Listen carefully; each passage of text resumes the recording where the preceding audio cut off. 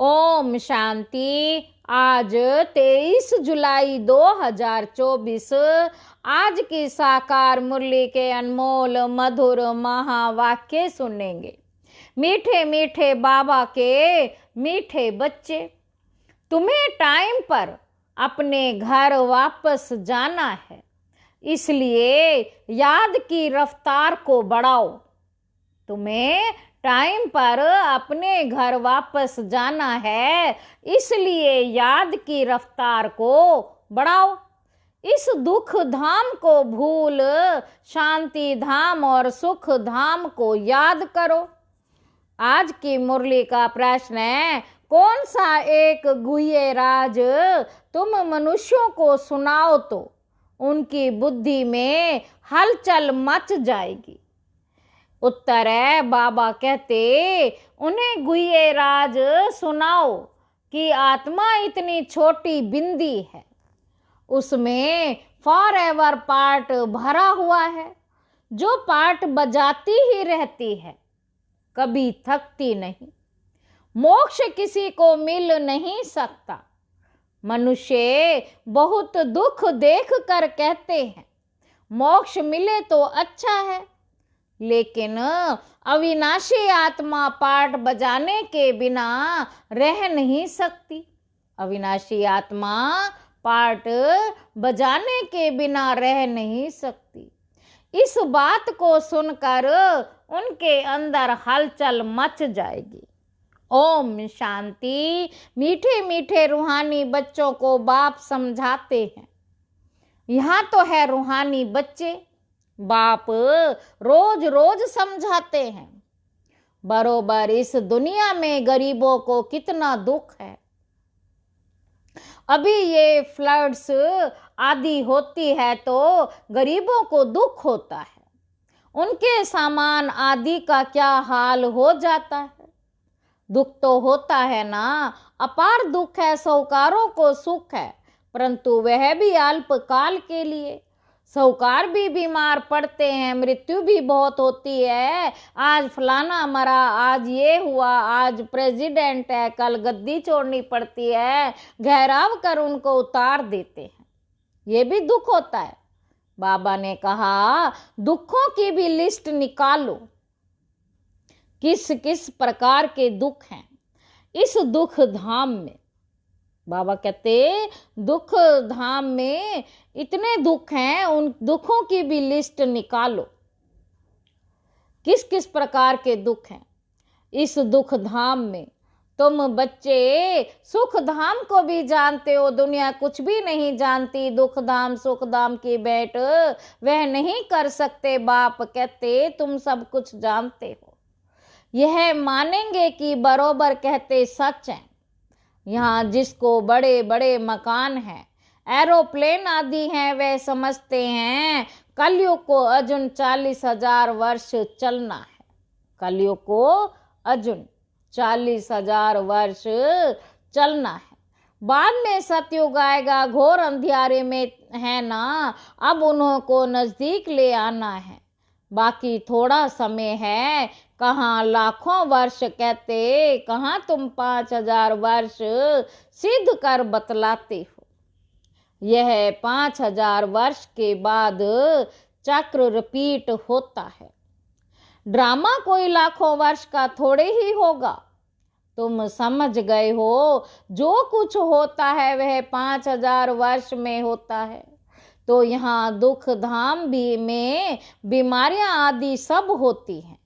यहाँ दुख धाम में बीमारियां आदि सब होती हैं। तुम तो मुख्य थोड़ी बातें लिख दो।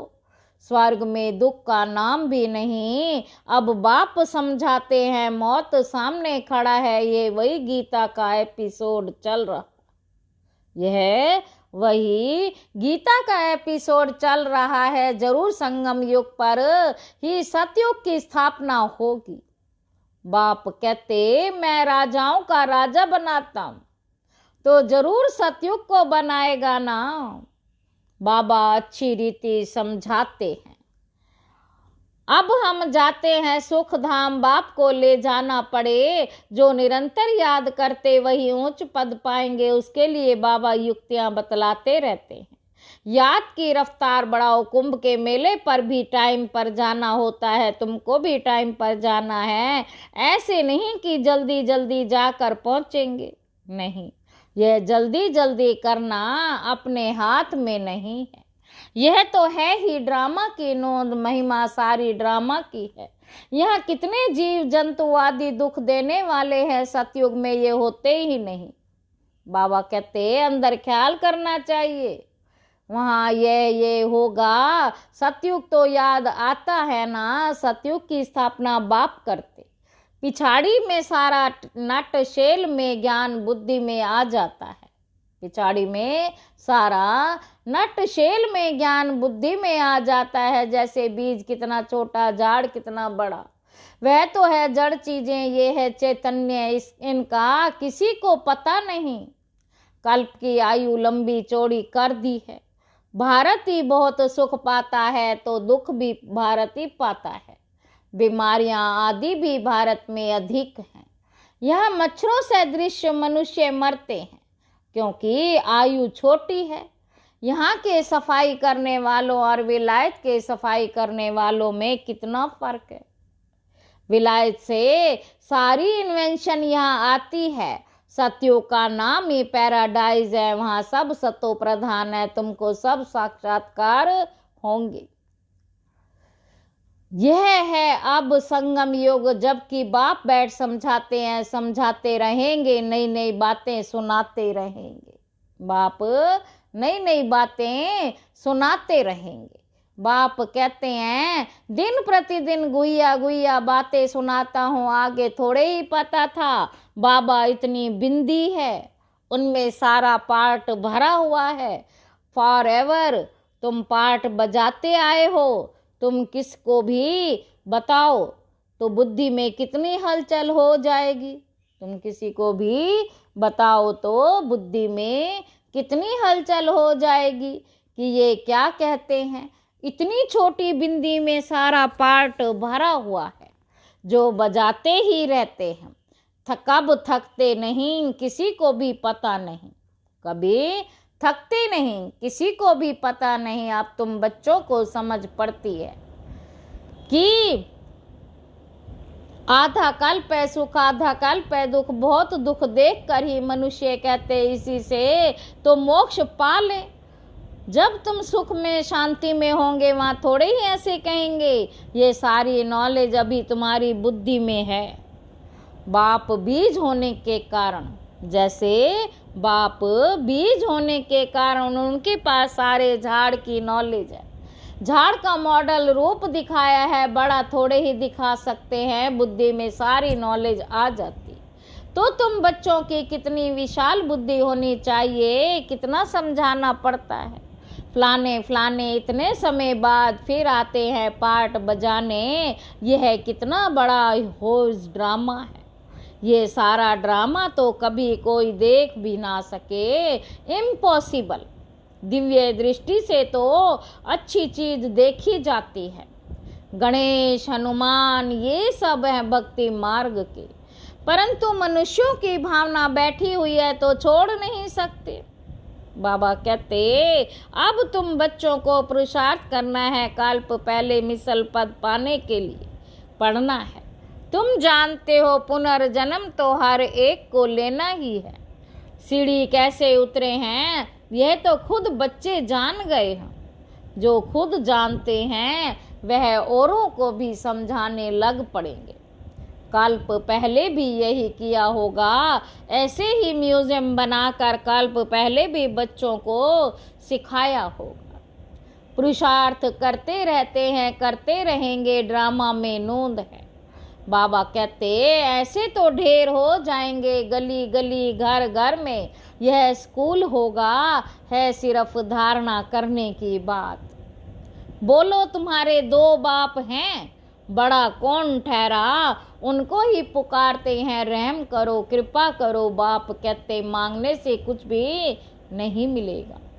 हमने तो रास्ता बता दिया है, मैं आता ही हूँ रास्ता बताने।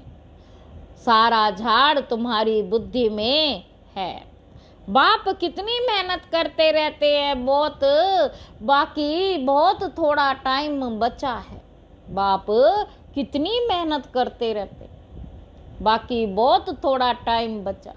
मुझे सर्विसेबल बच्चे चाहिए, घर घर में गीता पाठशाला चाहिए, और चित्र आदि ना रखो, सिर्फ बाहर में लिख दो चित्र तो ये बैज ही बस, चित्र तो ये बैज ही है बस, पिछाड़ी में ये बैज ही तुमको काम में आएगा, इशारे की बात है।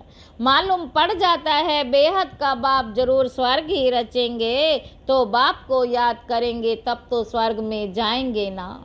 यह तो समझते हो हम पतित हैं, याद से ही पावन बनेंगे और कोई उपाय नहीं। स्वर्ग है पावन दुनिया, स्वर्ग का मालिक बनना है तो पावन जरूर बनना है। स्वर्ग में जाने वाले फिर नरक में गोते कैसे खाएंगे?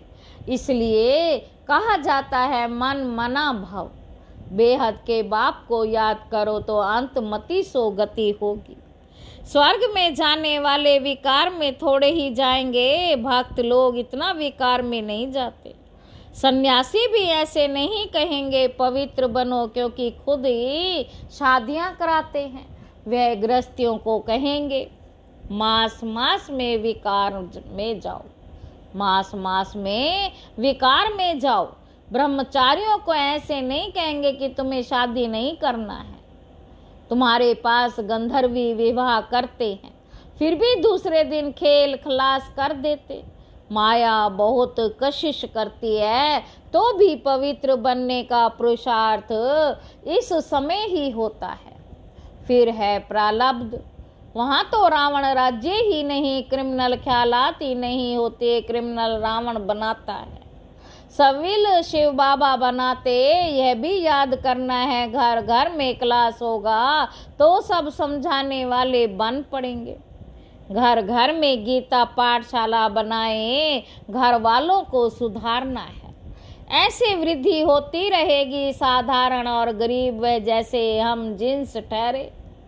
ऐसे वृद्धि होती रहेगी, साधारण और गरीब वह जैसे हम जिन्स ठहरे। बड़े बड़े आदमियों को छोटे छोटे आदमियों के सत्संग में आने में भी लज्जा आएगी, क्योंकि सुना है जादू है, भाई बहन बनाती है। अरे ये तो अच्छा है ना, गृहस्थी में कितने झंझट होते हैं, कितना दुखी होते हैं। ये है ही दुख की दुनिया, अपार दुख है, फिर वहाँ सुख भी अपार होगा। सतयुग में सुख भी अपार होगा। तुम कोशिश करो लिस्ट बनाने की, 25-30 मुख्य मुख्य दुख की बातें निकालो। 25-30 मुख्य मुख्य दुख की बातें निकालो। बाबा कहते बेहद के बाप से वर्षा पाने के लिए कितना पुरुषार्थ करना चाहिए। बाप इस रथ द्वारा हमको समझाते हैं। यह दादा भी स्टूडेंट है, देहधारी सब स्टूडेंट है। टीचर पढ़ाने वाला है विदेही, तुमको भी विदेही बनाते हैं। इसलिए बाप कहते शरीर का भान छोड़ते जाओ। ये मकान आदि कुछ भी नहीं रहेगा, वहाँ सब कुछ नया मिलना है। पिछाड़ी में तुमको बहुत साक्षात्कार होंगे, यह तो जानते हो। उस तरफ विनाश बहुत हो जाएगा। ऑटोमेटिक बॉम्ब्स से यहाँ के लिए रक्त की नदियाँ, इसमें टाइम लगता है। यहाँ का मौत बड़ा खराब है। यह अविनाशी खंड है, नक्शे में देखेंगे हिंदुस्तान तो एक जैसे कोना है। ड्रामानुसार यहाँ उनका असर आता ही नहीं, यहाँ रक्त की नदियाँ बहती हैं। अभी तैयारियां कर रहे हैं, हो सकता है पिछाड़ी में इनको बॉम्ब्स भी लेने लोन देंगे। बाबा कहते पिछाड़ी में इनको बॉम्ब्स भी लोन देंगे। बाकी वे बॉम्ब्स जो फेंकने से ही दुनिया खत्म हो जाए, वे थोड़े ही लोन पर देंगे, हल्की क्वालिटी के देंगे।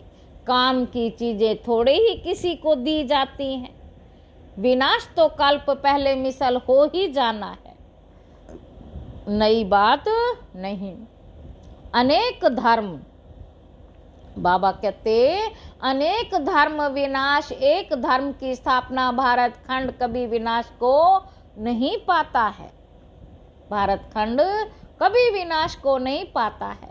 कुछ तो बचने ही हैं, सब मर जाएं फिर तो प्रलय हो जाए। दिन प्रतिदिन तुम्हारी बुद्धि विशाल होती जाएगी, तुमको बहुत रिगार्ड रहेगा। अभी इतना रिगार्ड थोड़े ही है, तब तो कम पास होते हैं, बुद्धि में आता नहीं है, कितनी सजाएं खानी पड़ेंगी। फिर आएंगे भी देरी से, गिरते हैं तो फिर की कमाई चट हो जाती, काले के काले बन जाएंगे। फिर वह खड़े हो ना सके, कितने जितने जाते हैं, कितने जाते हैं, कितने जाने वाले भी हैं, खुद ही समझ सकते हैं। इस हालत में शरीर छूट जाए तो हमारी क्या गति होगी।